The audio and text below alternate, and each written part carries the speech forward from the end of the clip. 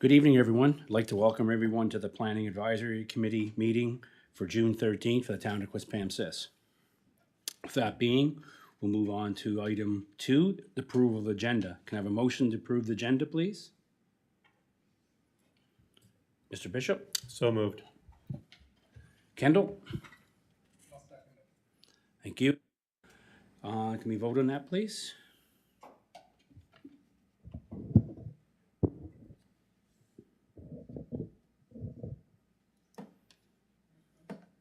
First one's always slow.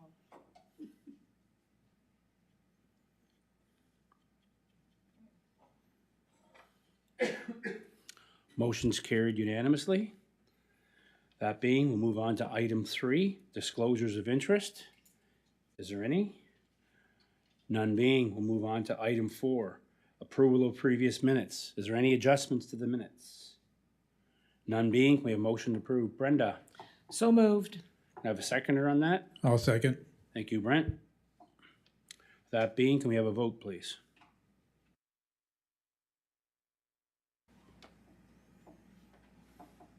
That motion's carried unanimously.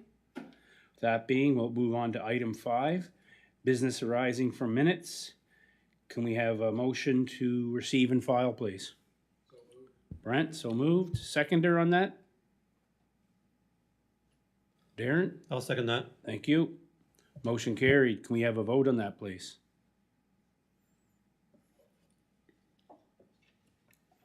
That motion is carried.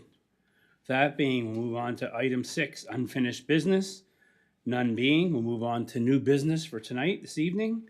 And with that, we'll move on to item 7A, which is, hang on here, my screen open. A detached garage for 3 Saunders Drive. Could the applicant please come up to the podium? Well, we'll get Jennifer to introduce that item for us, please.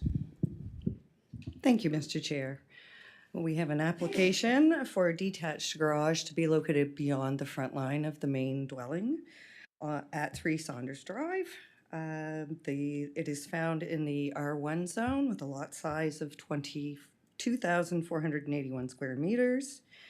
Section 8G1BI of the zoning bylaw 38 states no accessory building or structure used as a detached garage may be placed or altered so that any part of it is in front of the front line of the main building on the lot. The property owner is proposing the garage to be 53.5 square meters. It will be located approximately 10 meters from the main dwelling on the lot, and it does meet all other setback requirements of the bylaw.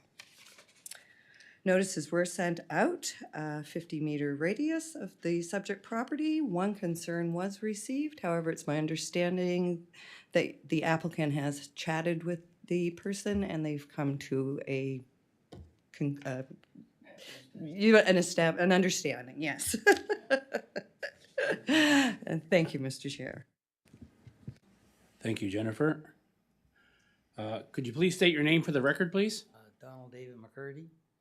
David McCurdy. Okay, Mr. McCurdy, you would have received the same package we did in the mail. Is there anything you'd like to add or discuss prior to members of PAC or members of the public asking you questions? Yeah, sure. Can you move the mic a little bit towards you, please? Thank you. Is that better? Great. I just want to describe the property a little more in detail because I know you're not familiar with it. On the Saunders Street side, on my property line, there's like a 30 to 35 foot hedge on the roadside, so you can't see anything much from the road except where the deer eat the last lower 4 feet. On the other side, the lower side, is a spare lot, and that happens to belong to me, so I don't have a concern there. It's on the other side of the drive. The driveway's on, if I'm facing the road, the driveway's on the right-hand side, and the garage would be below the driveway on that side. So the only people that are really going to see it is us, in full view. Okay. Thank you. Any members of PAC have any questions for the applicant?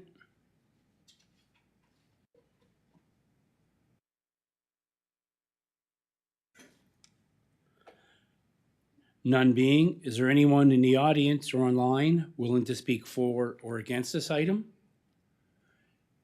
Is there anyone online or in, in presence that would like to speak on this item? Third and final time. Is there any members willing to speak for or against this item? None being, the member of PAC like to put a motion for or against with terms and conditions. Kendall? I recommend the Planning Advisory Committee approve a variance to Section 8G1BI to permit the development of a detached garage beyond the front line of the main dwelling at 3 Saunders Drive, PID 00443704, subject to the following terms and conditions. Number 1, the detached garage shall not be located any closer than 9 meters from the front property line as indicated by the applicant's site plan. Number 2, the detached garage should not be used for the purposes of a business or as a dwelling unit or for the keeping of livestock. Number 3, the exterior finish of the garage is to be a cladding recognized by the National Building Code of Canada, current adopted edition. And number 4, a development permit be obtained prior to construction. Thank you, Kendall. Can I have a seconder on that, please? Brent? I'll second that. Thank you. On the motion, on the question? Brenda, have anything? No. Okay. Can we please vote on that, please?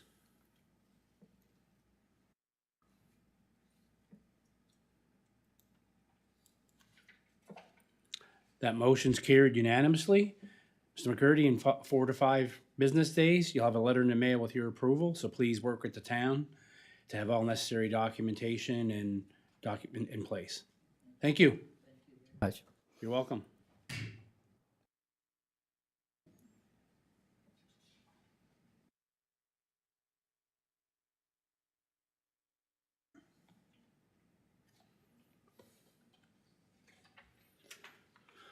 Move on to item 7B, a fence setback and fence height variation on 20 Corduroy Drive.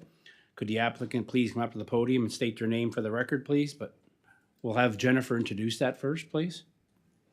Thank you, Mr. Chair.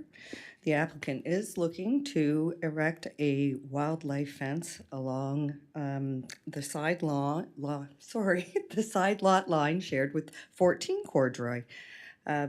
It is to keep wildlife out and create a border.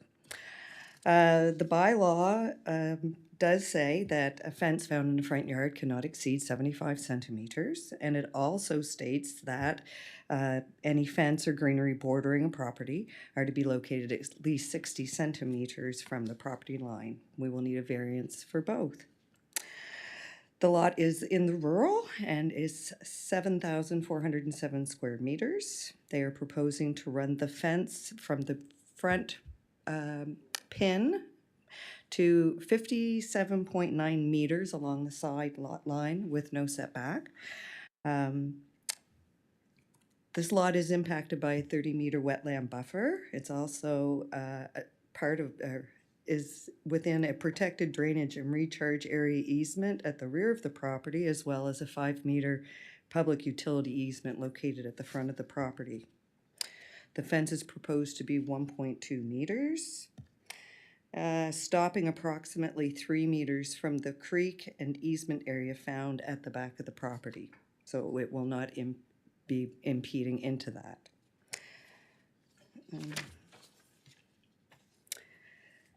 So with the 75 centimeter restriction, that area of fence that will be found in the front yard will require a 0.46 meter variance. And of course, with the, that's to section 6S2, and then section 6S7 does require a 60 centimeter variance so that the fence can be built right on the property line or just inside of the property line. We have requested a letter from the Department of Environment prior to the issuance of a development permit to say whether or not a WAWA permit is required. We also The applicant has also written to NB Power requesting permission to erect within the public utility easement. Notices have been sent out to properties within 50 meters, and no concerns have been received at the time of writing this, and staff have no concerns with this application at this time. Thank you. Thank you, Jennifer. Could you please state your name for the record, please? Denise Torres. Denise, you would have received the same package we did in the mail. Is there anything you'd like to add or discuss prior to members of the public or PAC asking you a few questions? Sure. I have received and given a letter of permission from NB Power and also a permit from Wawa for the water course and wetland area. And the fence is mainly to reestablish the property line that's disappearing because we've lost so many trees, and want to just regrow the natural vegetation that needs to grow in that area, especially for the water course. Okay, thank you. Any members of PAC have any questions for the applicant? Mr. Bishop? Just when we say wildlife fence, is that metal square? It's like steel posts and then, yeah, metal square. I guess that was the best way to describe it. It's not 6 feet tall or anything like that. They'll be able to, wildlife will still be able to get back and forth if they needed to. It's only 4 feet, yeah. Brenda? More of a comment. I like fences, they're fine. But I don't want to see my town enclosed with wildlife fences. And I can see if we let that happen too much, that's the cheapest fence you can put up. And it's ugly, right? I like a fence, but it should be something more attractive because your lot is a little higher than your neighbor's. So when they look out, that's the only thing they're going to see is that fence. Now, to delineate your property line, I think that's a fine idea. I don't have a problem with fencing on the property line, but I cannot support wildlife fencing. That's the only problem I have with that. So. Thank you, Brenda. Any other questions for the applicant from members of PAC? Is there anyone in the audience or online willing to speak for or against this item? Is there anyone online or in the audience willing to speak for or against this item? Third and final time, is there anyone in the audience or online willing to speak for or against this item? With that being, would a member of PAC like to put a motion for or against with terms and conditions, please?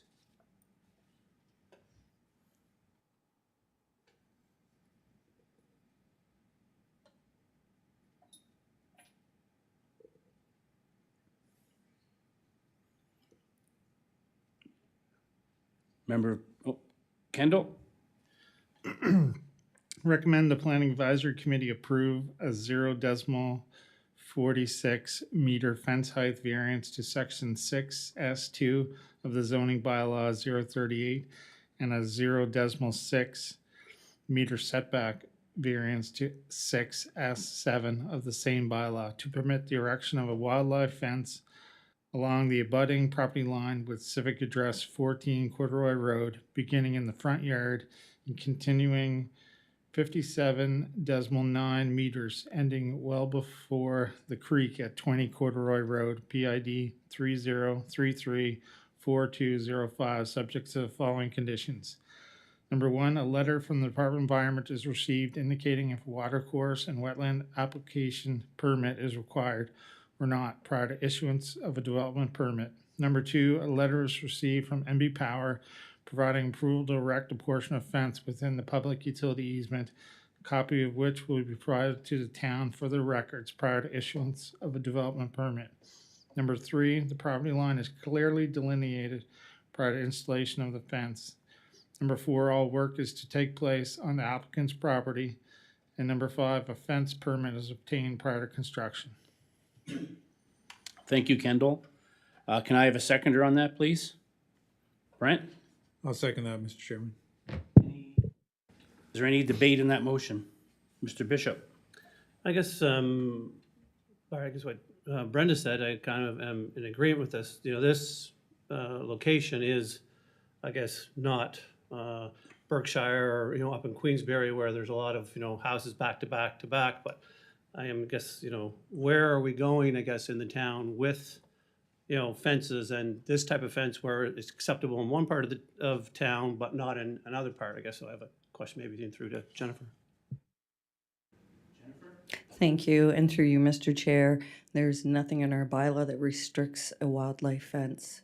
The only thing that is restricted in our bylaw would be electrifying the fence or anything that would cause bodily harm. But current day iteration of the bylaw does not restrict a wildlife fence. Mr. Bishop? So whether it's wildlife or whether it's whatever style or design of the fence, it's up to PAC to, you know, approve or not approve the design or the style of the fence. I believe currently we're asking you to decide on the setback and, sorry, what was the other? There was another one. Height. The setback and the height in the front yard, yes. Yeah. But I guess that's what the variance is, but I guess the style of the fence, I guess, is, there's no, if a person comes to PAC and asks us whether it's chain link or whether it's wood or whether it's wildlife fence, is it up to us to determine what's acceptable and what's not acceptable from neighborhood to neighborhood?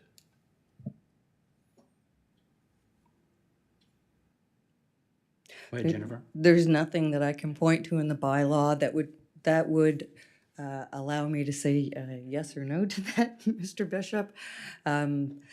All I can reiterate again is that there's nothing that restricts the wildlife fencing. The only thing I have, when I get a fence application, I look at the height of it.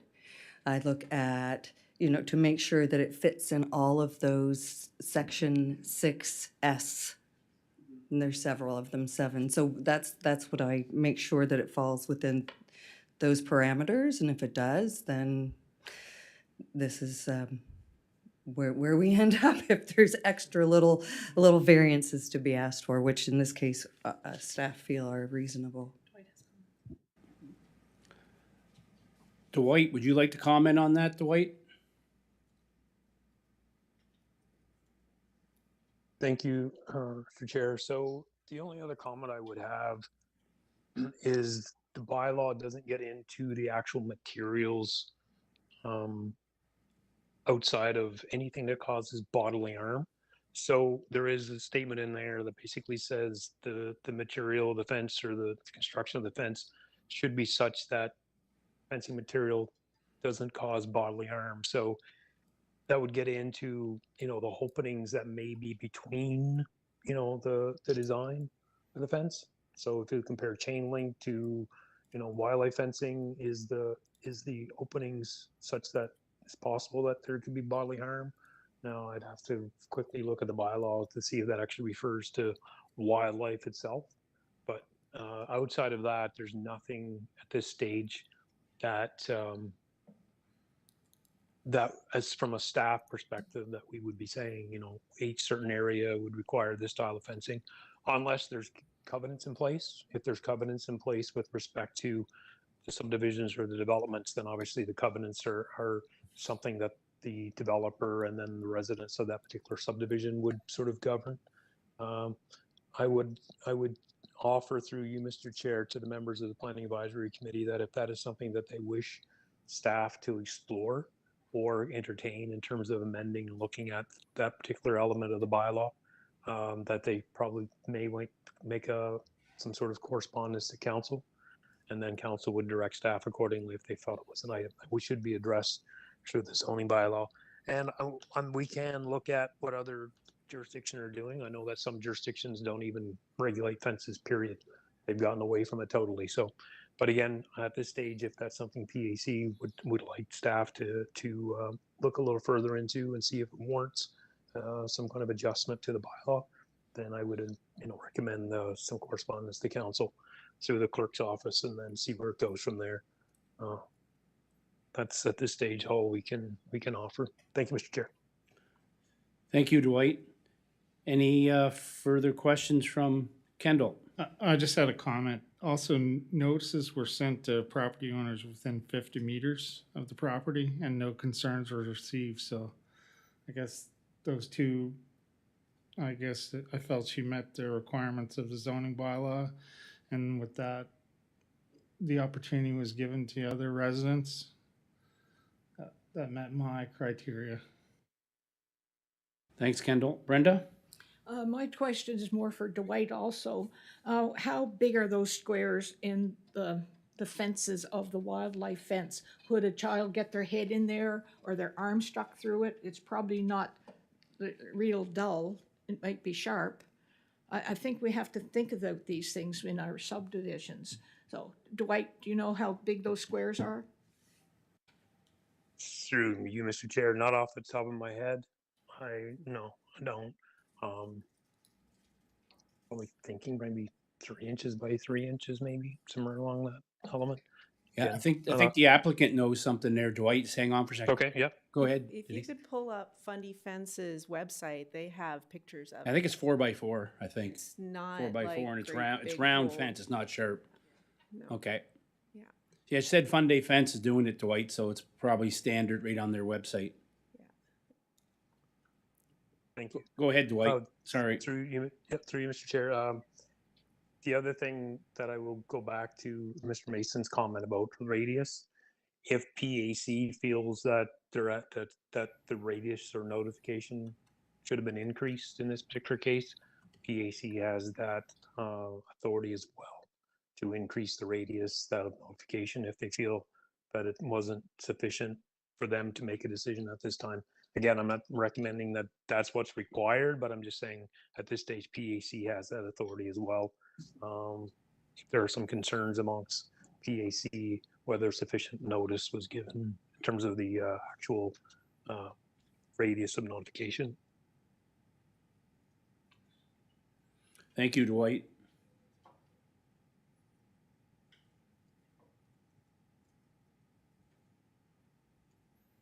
Any other questions for the applicant?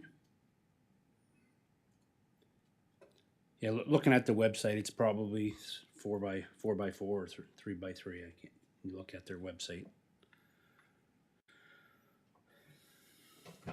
Brenda? More of a comment, Mr. Chair. If we don't know what a wildlife fence is, I think the neighbors should be more aware of what that's going to look like. And, you know, the size of the holes and stuff like that, because it'd be good for climbing and, you know, think through it. Anyway, I have problems with the material, not the fence itself. I understand that. I mean, there's two, you can go on the other side and say a wildlife fence is less visible than a chain link fence. Two optics, when people are looking at it, if she put up a chain link fence, you'd see that no matter where you were. But putting up a wildlife fence, it's less visible. It's another on the pro side rather than the con side, just trying to be fair, right? I know we think of a wildlife fence as when you first think of it, you think of it as a chicken wire fence. That's not what it is. It's not, absolutely not that at all. It's totally a stronger fence. You know, it's a strong fence, but it's not like chicken wire. So, but go ahead. Yep. Also, part of the reason why I want to do this is because I'm trying to beautify that section. It's a nice woodland area, and we've lost a lot of trees that have died and blown over since the houses were built, and the yards were cleared completely. So there's just multiple, you can ask my son, he's been clearing like lots of fallen dead trees. So my aim is to replant native species trees and to bring that back, because a few years ago we moved in, you couldn't see through at all. It was just full vegetation. I can see 2 doors down now. So right now it looks kind of bad. So my goal is to keep it natural, a nice little woodland area. And they told me as well that fence is less visible, like you'd mentioned, than the black chain link, which is what I was also considering. But it's a lot of cost, and so that's the reason why they were suggesting that the wildlife fence. Yeah, it won't be visible in time. Yeah. Thank you. Is there any, oh, Jennifer? I believe Dwight has another comment. Go ahead, Dwight. The opening is 4 inches by 2 inches. So 2 inches wide by 4 inches high. Thank you, Dwight.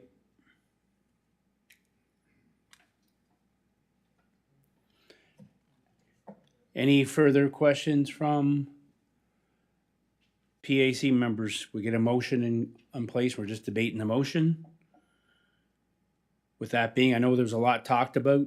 There's nothing in the bylaw, so it's probably a good idea for, at some point in time, for us to make a reference back to council on the bylaw, but we're not here tonight discussing the bylaw. We're discussing the height and the variance for the fence, not the material. So with that, we'll throw a vote out to the floor, and we'll go from there. Thank you.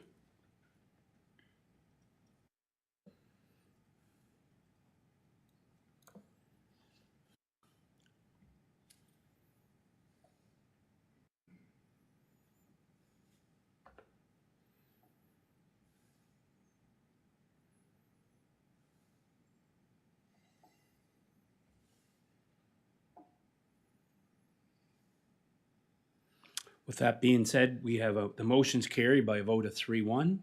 So in the next 5 to 7 business days, you have a letter in the mail. Please work with the town to have all necessary paperwork and documentation in place. And best of luck with your endeavor around your house. You're welcome.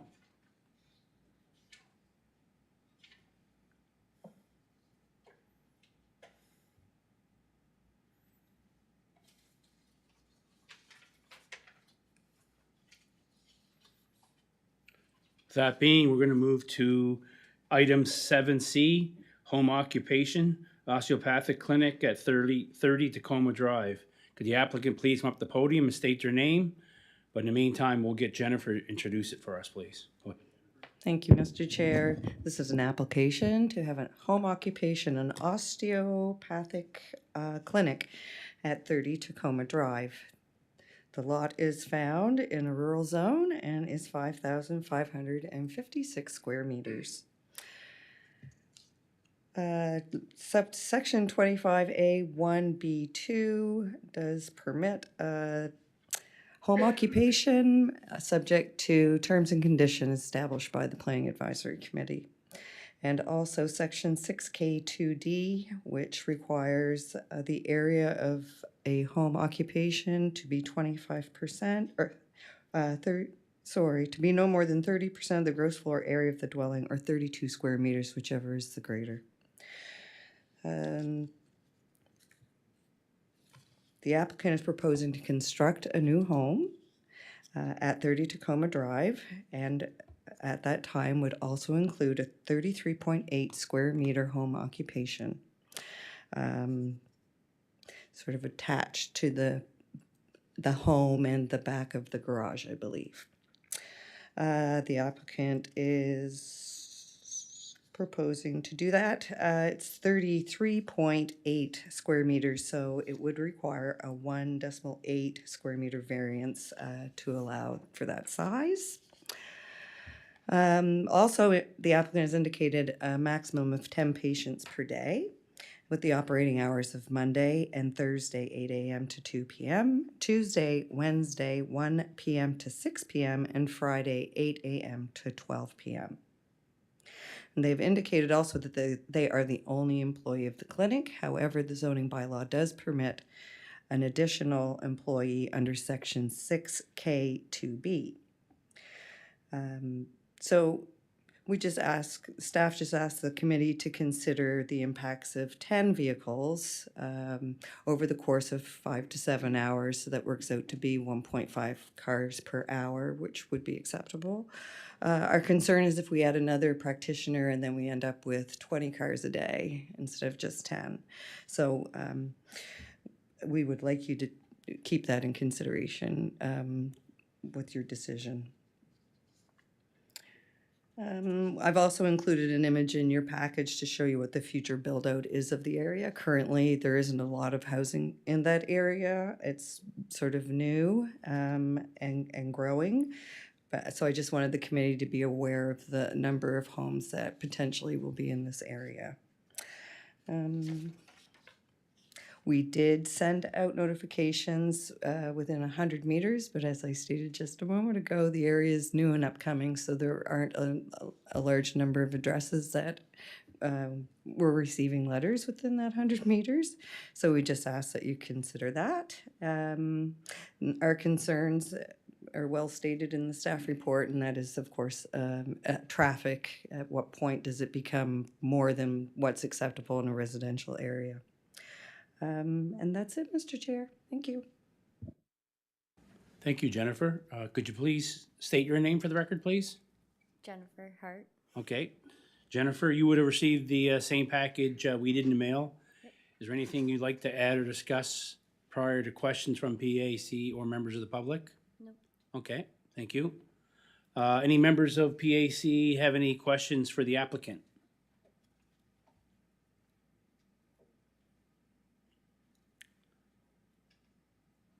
None being, is there anyone in the audience or online? Oops, Brenda? Slow. Were you planning on hiring anybody else to work there? So if we restrict it to just you, you're okay with that? There was the potential to have someone potentially down the line.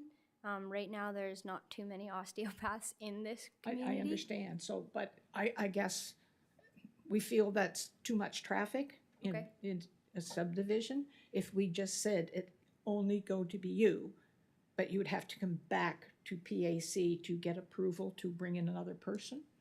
Are you okay with that? Ideally, I would like to not have to come back. Exactly.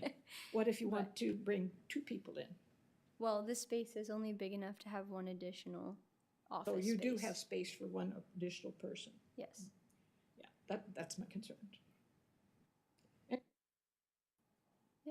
Thank you. Any other questions for the applicant from members of PAC? Brent? So Mike, so you have extra office space, but I guess when you read the staff memorandum, it talks about being an administration person on or whatever. So that second office, is that for an administration person or is that to bring on another It would be for an additional practitioner? Okay. Thank you, Brent. Any further questions from PAC to the applicant? Jennifer? I just wanted to point out that in the staff report, it also suggests limiting the number of clients to 10 per day instead of limiting the number of practitioners. I don't know if that would, it's food for thought. Thank you. Any other questions from the floor? Is there anyone in the audience or online willing to speak for or against this item? Is there anyone online or in the audience willing to speak for or against this item? Oh, come on up, please. State your name for the record. My name's Andrew McIntyre, KV Custom Homes. So we're working with Jen to build this home. So we had originally looked at some other areas. We chose this area because of the rural, the space, and the limited traffic that is in that area. And even with the development, the limited traffic that will be there. Anthony Debley, that's his subdivision. He lives there.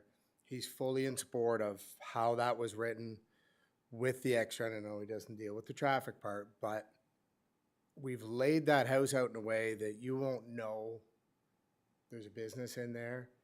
If you look at the front of the building, you can't tell there's an office.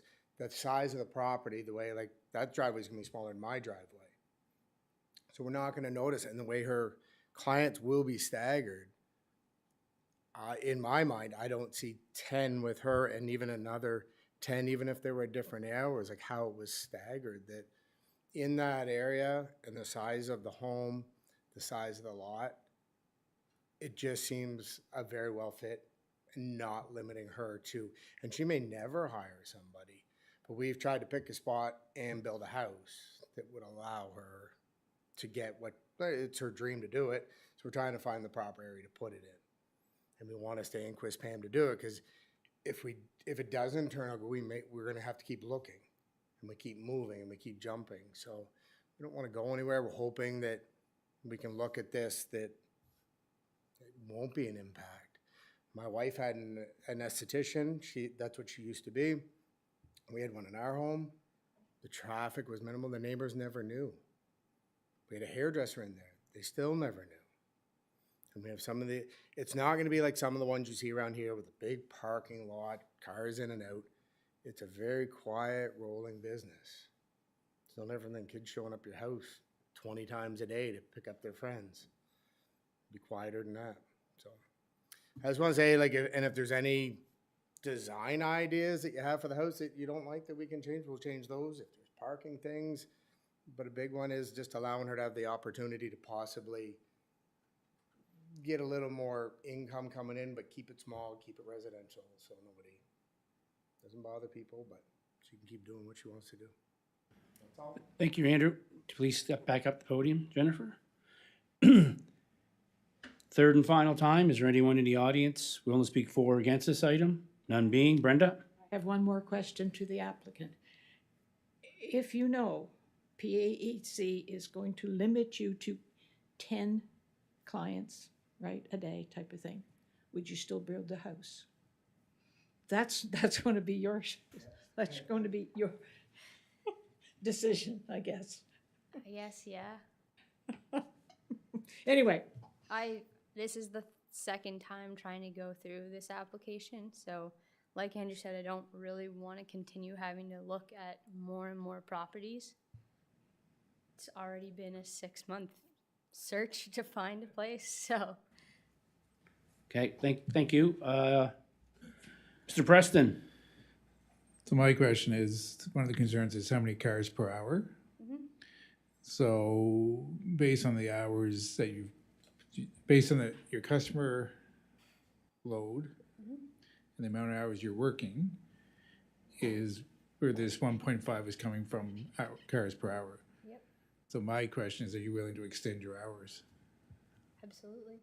Like that might be, if you extend your operating hours, your cars, and I'm saying it's still gonna be restricted to probably 10 or 12 clients a day, but at least if you bring a second practitioner on, depending on how this goes. Yeah, if I have a second practitioner, absolutely. I'd have plans to have extended hours where even switched hours, so I would work the morning, they would work the evening, so that it's not 2 cars per hour.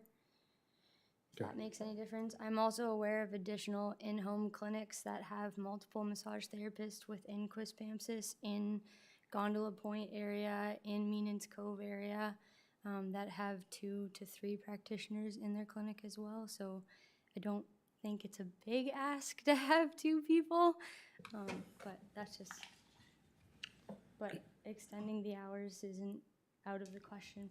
Okay. Kendall, I think you were up, then Mr. Bishop. how many clients do you want to see in a day? What is the ideal number? For me personally, as one practitioner, it would be anywhere from 10 to 12 patients a day. So you're looking for 12, not as one. As And one if it was 2 person. practitioners, it would be, It would, depending on what type of practitioner I brought in, massage therapists typically see about 5. If it was an additional osteopath, it could also be anywhere from that 10 to 12. It really depends on the service that aligns with me that they would like to see. But we would also work within, if PAC only said 12 patients for each practitioner, then that's the maximum of what we would do.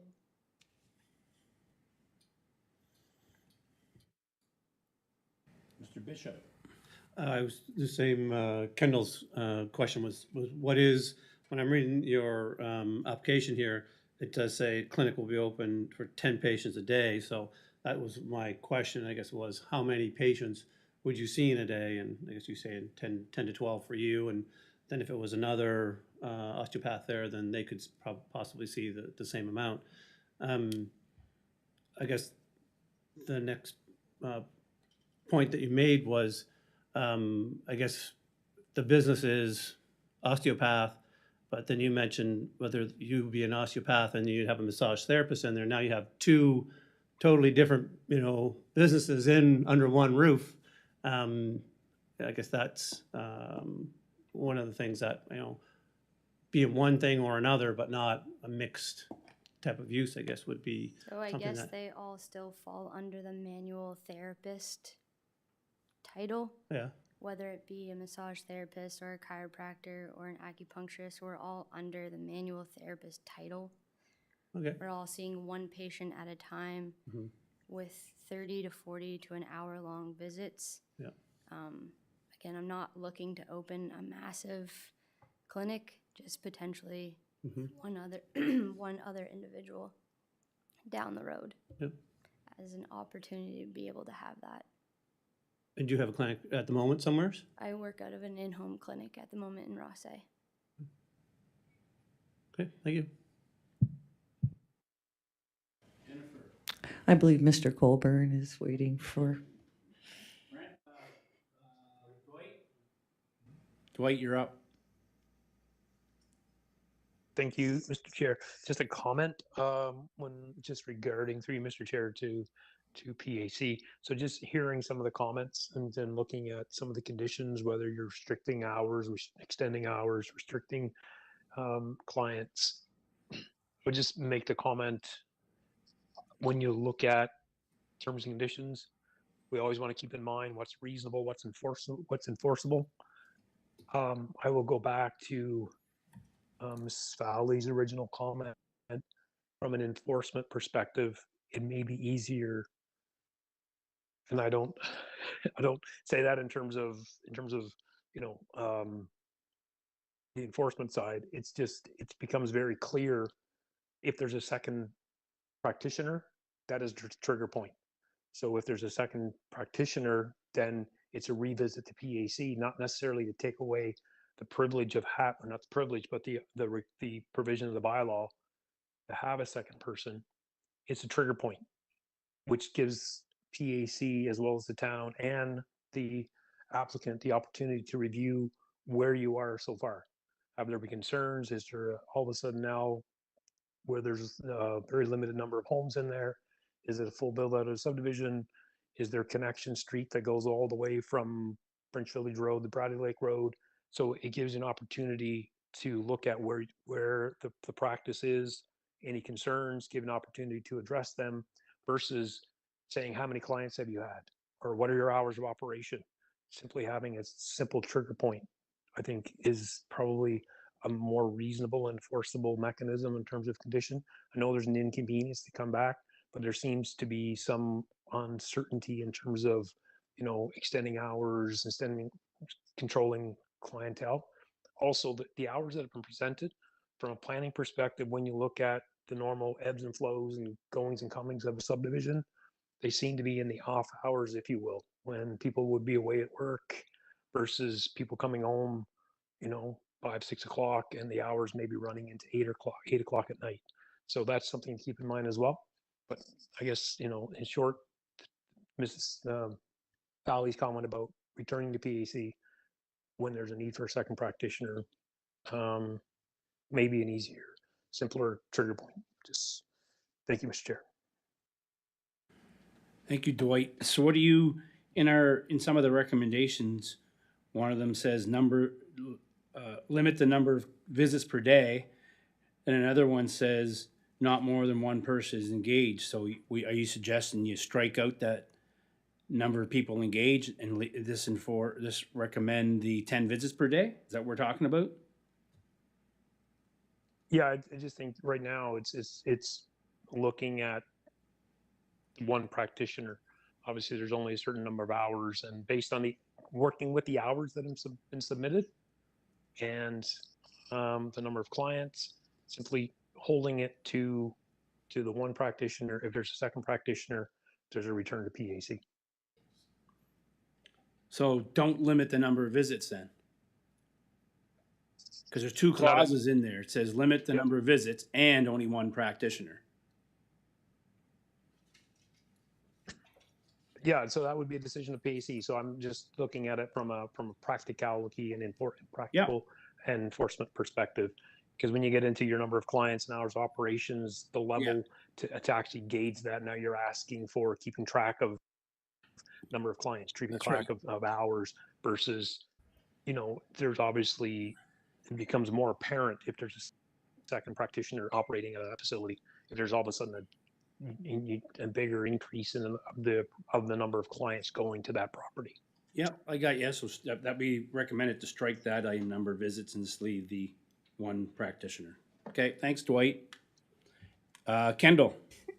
This is a general question. I'm not really sure. It's obviously not for the applicant, but we're limiting the number of practitioners because of traffic, or is it because of like it talks about the adequate septic service? I guess I'm just curious as to why we're limiting. Jennifer? I thought we've approved before the owner plus one additional for different home-based businesses. Yeah. And it was mainly because of traffic, if I recall correctly. Now, you can say that I wasn't correct on that, but so if it's traffic, I guess, is there a way for the applicant to organize her business such a way that the traffic is minimized? I guess that's my question. Jennifer? Through you, Mr. Chair. Yes, traffic is the reason that we wanted to limit the number of practitioners at that location. I'm glad that you did bring up the septic, though, because they are in a rural area on a septic and will require a septic. And I did look up the sewage flow for a clinic, a medical clinic, and it was 240 liters per day per practitioner. One bedroom apartment is 720 liters, I believe, just to give you an idea of the type of flows that we're talking about. So part of the conditions of the recommended conditions is that this also be included as part of the septic approval, that you'll have to include that you do have the business there. And I guess the question will be, is it for one practitioner or two? So perhaps apply for it as if you're going to have two. So that septic flow, does that refer to this type of or just any home-based business? Oops. Sorry, Mr. Chair. That's from a technical guideline from the Department of Justice and Public Safety regarding septic systems, and it did identify a medical clinic. Each practitioner would, and with their patients, would equal a load of 240 liters in addition per day. So just want to make sure that that's also included in your septic system application if this is approved. Is that a medical clinic? Is this called a medical clinic? Well, that was the only thing that I could associate it with in the guideline. That would be equivalent to like Rehab 1, who has like 9 practitioners and 3 of them are massage therapists. So they're doing 6 to 7, 8 loads of laundry plus 30 patients a day. Yeah, they're on town sewer. Though. They're on That's a kinda sewer different, system. But it's in terms of flow, like water-wise, like I don't have laundry for my patients. I don't have bed sheets. It would literally be if and only the patients need to use the washroom. Okay, thank you. Any other questions from the floor? Kendall? Well, I think Dwight, you're up, Dwight. I don't think you can come back up again. Yeah, one additional comment, just going back to Mr. Mason's comment. Just keep in mind, you were asking about septic and traffic, so it would be traffic, septic. It's just based on the number, the flows coming from the building.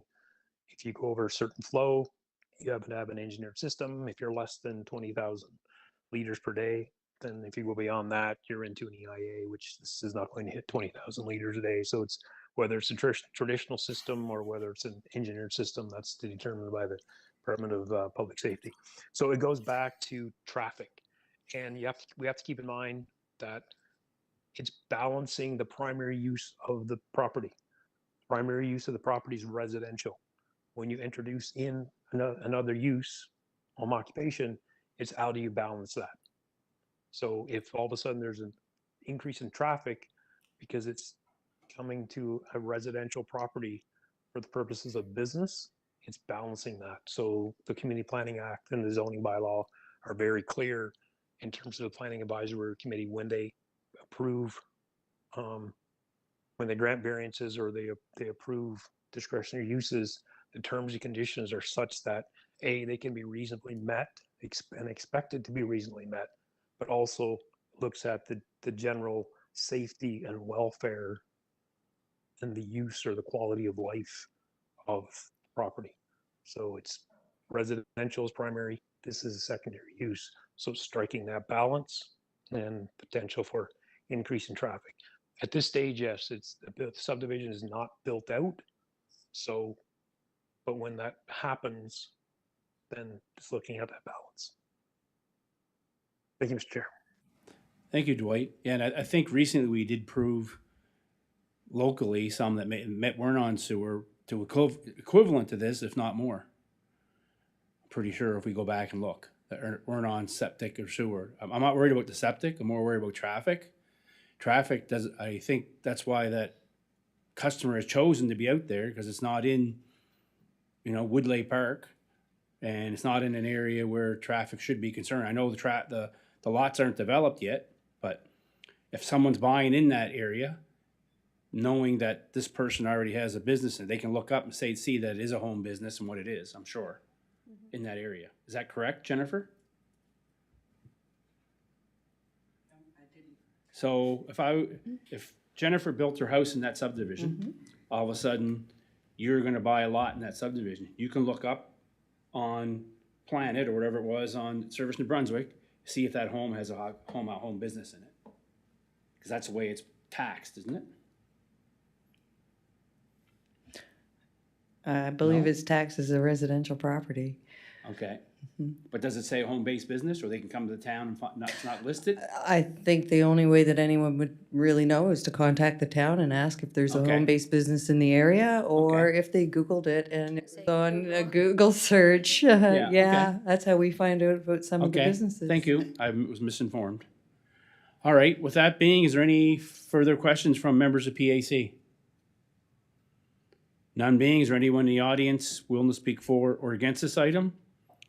Is there anyone in the audience or online willing to speak for or against this item?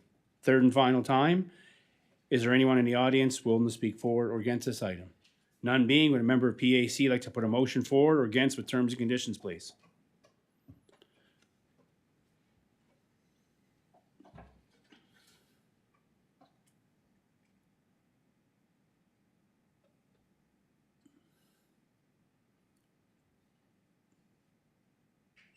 Someone want to put a motion for or against with terms and conditions?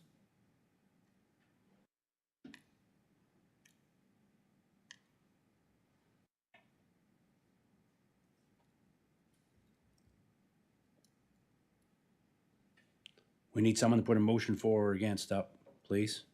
Brent? Chairman, I make the following motion: Planning Advisory Committee approve a 1.8 square meter variance to section 6K 2D to permit a 33.8 square meter home occupation, an osteopathic clinic at 30 Tacoma Drive, PID 303-47462, subject to the following conditions. The number of client visits per day is limited to 10. Any increase to this number must receive permission of the Planning Advisory Committee prior to any expansion. The hours of operation would be as follows: Monday and Thursday, 8 to 2 p.m., Tuesday and Wednesday, 1 to 6 p.m., and Friday, 8 to 1 p.m. 3, the application for a septic system permit to the Department of Public Safety and Justice include the clinic with to ensure adequate septic services provided to all the users of the lot. Applicant is to apply as of having 2 practitioners. 4, it shall be secondary to the main residential use of the dwelling.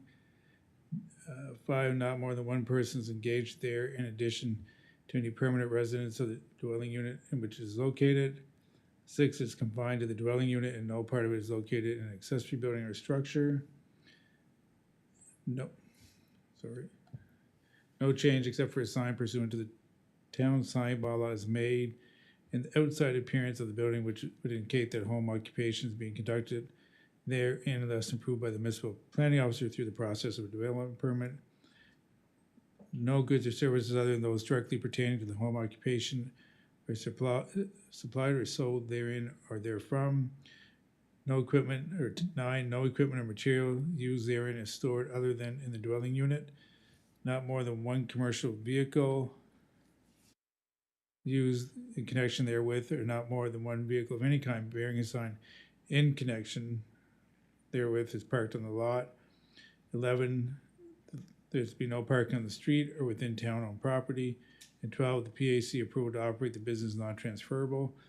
Approval is solely for the benefit of the property owner named herein. In the event the business is discontinued or the lands are transferred, the said approval shall terminate. Thanks, Brent. Jennifer, you want to say something? I was just considering what Mr. Colburn had said, and I think he was suggesting that we limit it to the 1 practitioner and not limit it to the 10 visits that was offered in number 1. And if we do limit it to the 1 practitioner and not limit the visits, then we would have to strike number 5. Brent? Yeah, I'm fine with that.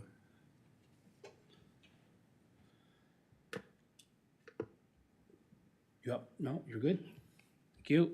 I have a seconder on that. Oh, go ahead, Violet. You still suggest that she puts her application in noting 2 practitioners, so to be safe for the septic, right? Yeah, that's Just for future, if you come back to PAC and get approval for a second one, you'd be covered that way. So I'll leave that part in. Okay. Yeah, I put that in the motion. Can I have a seconder on that, please? Mr. Bishop? I'll second that. Thank you, Mr. Bishop. Is there any debate or any clarification we need in that motion? So my understanding is number 1's gone and we put 2 practitioners in, correct? For the septic. And number 5 is gone. Yeah. What about traffic? How many visitors? We struck that. Doesn't matter because it's only within hours. 2 people there, it can be 24. No, it's can't only 1 person. Only 1 person because the hours of operation stay the same. Okay, I could not hear it. No, it's one person. Design for the septic is for 2 practitioners. Yeah. If there's another practitioner, she wants another practitioner, she gotta come back to PAC. Yep. That's fair. Everyone good with that? Dwight?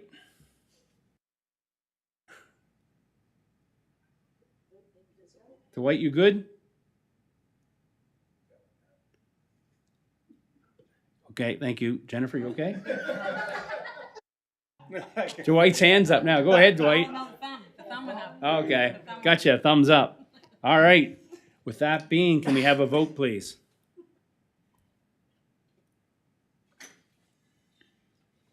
I'm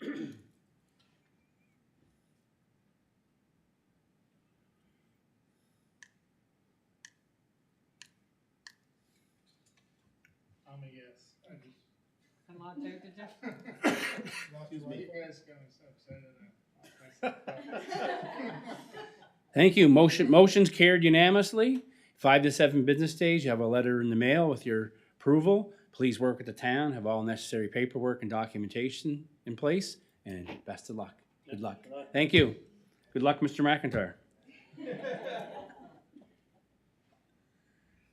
All right, with that being, we're gonna move on to item 7D. Cameron subdivision, lot 22-01, Auburn Way. Can the applicant please come up to the podium? And Mr. Colburn, can you introduce this item, please? Thank you, Mr. Chair. So the planning department has received a subdivision application for the creation of one lot, which is included in your package. It is a lot that's just over 4,000 square meters, doesn't front a municipal street, therefore in accordance with the zoning bylaw as well as the subdivision bylaw. Any lot that's created that doesn't have access from a public street or a street owned by the Crown requires planning approval or approval of an alternate access acceptable to the Planning Advisory Committee. This particular case, access would be off of right of way, off of Auburn Way. I've also, and it also requires a lot depth variance of about, I think it's 2 meters. The lot width is more than double the required 54 meters, so therefore the area is intact or meets the requirements. The lot depth of 36 meters provides ample space if there's future development of the remnant parcel to allow a local street of the width of 20 meters to possibly take place. The area and the parent parcel is zoned R1. In an R1 zoning, we're usually looking for the connection to municipal sewer system. In this particular case, connecting to a municipal sewer system doesn't appear practical. A couple of reasons. One is the distance to the manhole, which is in Auburn Way. Also, there's sort of a breakpoint in terms of topography. Given looking at about a 2% grade of the lateral, which we would require at that particular case, just given the fact the length of the lateral and the daily flows from residential home, we want enough sufficient grade that things move in an efficient manner. If you reduce the grade on the pipe, there's just potential for some issues, again, given the length of the service lateral. So if we use a 2% grade, what happens is you basically come out of the ground in the general area of where you would look at putting the home, which means the lot essentially would have to be built up. From a practical perspective, at this stage, it's just something that would be a bit of a challenge. We have approved other lots within an R1 zone that aren't serviced by town sewer, just again, given some challenges with related to just the topography of the property. In this particular case, if the remnant parcel is developed, there would be potential for connection at some point in time if we get into a subdivision development of the remnant parcel. Again, that's at this stage purely speculation. There's nothing that's been submitted to the town to indicate so, but just looking at it from a typical planning perspective of what could happen, there is a service extended off the main trunk line along the QR trail to provide some service at some point to the parent parcel. So at this stage, I'm looking for approval for a lot with a private access. It's basically a driveway in this particular case. There are a couple of other lots in that particular area. However, their driveway mainly comes off the end of Auburn Way, so we're not looking at a long access that's servicing multiple lots. In this particular case, it would be simple. In my opinion, it would be a long driveway to one particular lot. Again, standard conditions, private well, septic service, and then with potential at some point in time, maybe it can be up to town sewer. So looking for Planning Advisory Committee's recommendations and approval or support of the private access. Thank you, Mr. Chair. Thank you, Dwight. Could the applicant please state your name for the record, please? Steve Hansen on behalf of Matthew Hansen. Okay, Mr. Hanson, they would have received the same package we did in the mail. Anything you'd like to add or discuss prior to members of the public or PAC asking you some questions? No, you're good? All right, any members of PAC have any questions for the applicant?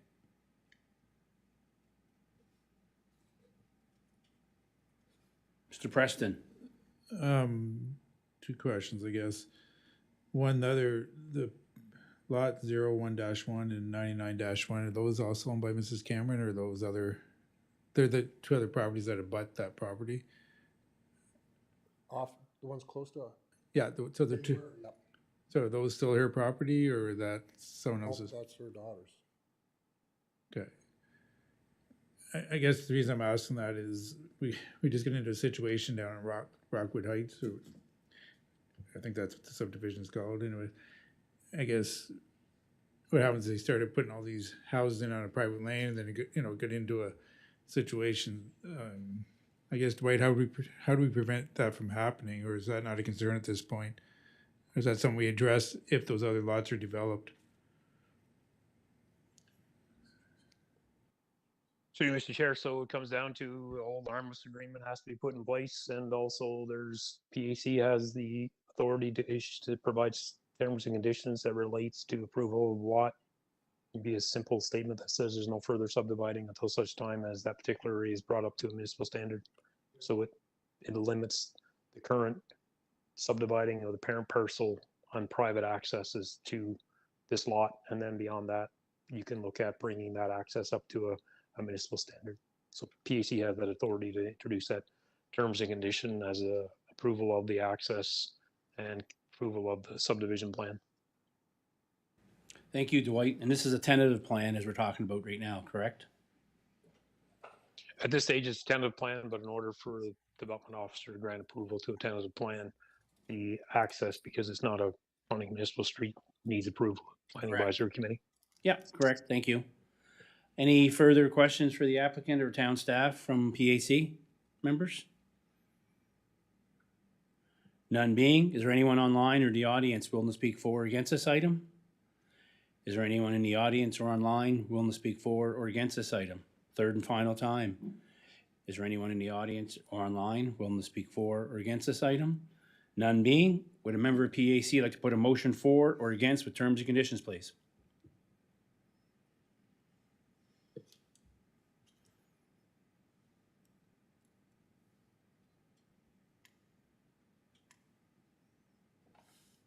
Mr. Preston. Mr. Chairman, I make the motion that the Planning Advisory Committee approve the proposed access to lot 22-01 as shown on the Cameron subdivision plan, and recommend the development officer grant approval of the plan for the creation of one building lot subject to the following terms and conditions. 1, a lot depth variance of 2 meters to be granted from zoning bylaw 038, section 8C1. 2, any further subdividing of the remnant parcel PID 252501 should require the right of way as shown on the plan to be upgraded to a municipal public street standard.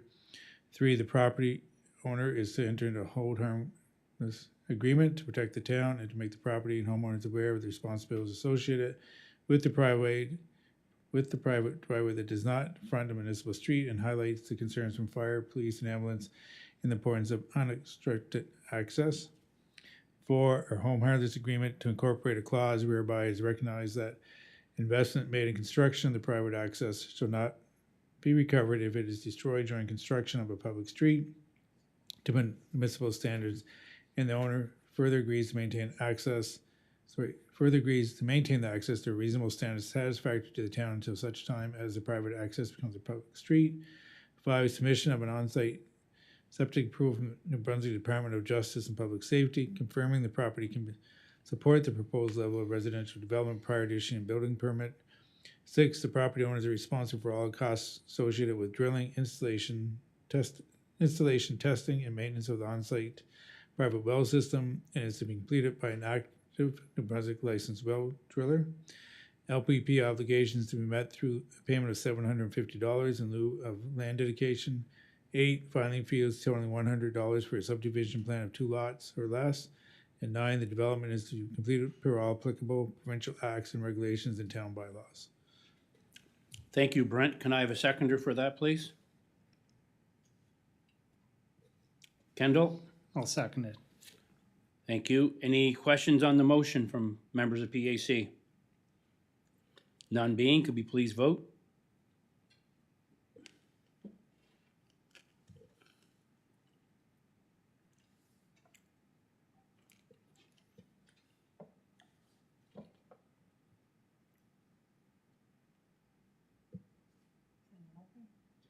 Didn't open.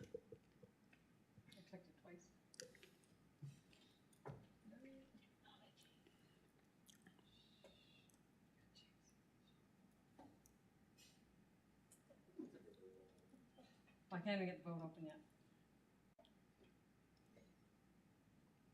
Technical difficulties.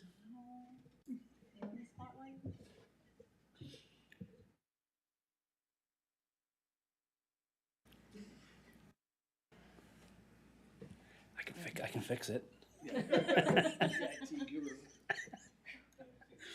Motion carried unanimously. Please, 5 to 7 business days, you have approval in the mail. Please work the town to have all necessary paperwork and documentation in place, and best of luck. You're welcome.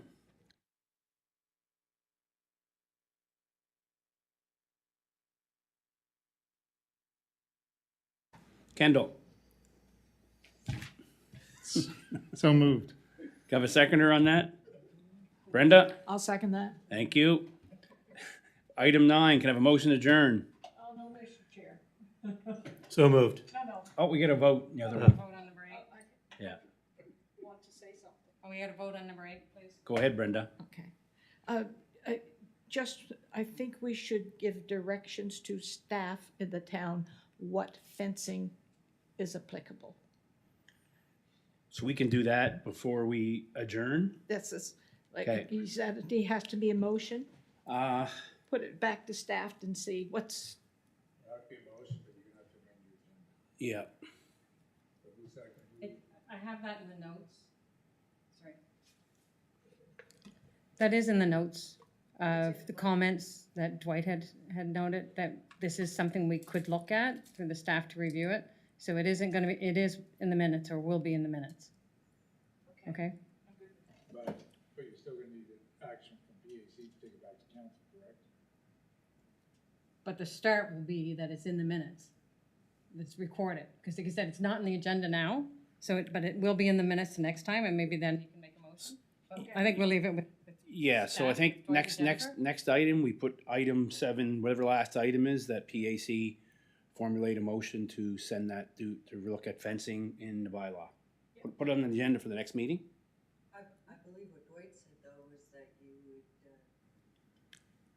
tell council that you would like this to be looked at, and council will direct staff So, to but we do have the to work. have that on the agenda to do that, though, Okay. right? Unless we amend agenda, it's gotta go all the way back, amend the agenda.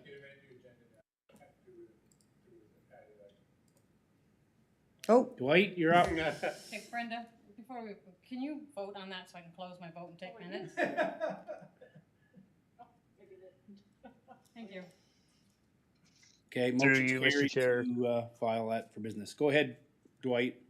Through you, Mr. Chair, so it would have to be a motion of Planning Advisory Committee, which would have to be supported by the members of committee that would direct the Planning Advisory Committee Secretary to draft correspondence that wording can come from the motion, to provide that to the clerk, and then it would go on the council agenda for council's review. So it doesn't have to be a motion. So whether you wish to have it on the agenda for the next meeting as an item arising from minutes, then that would be in order.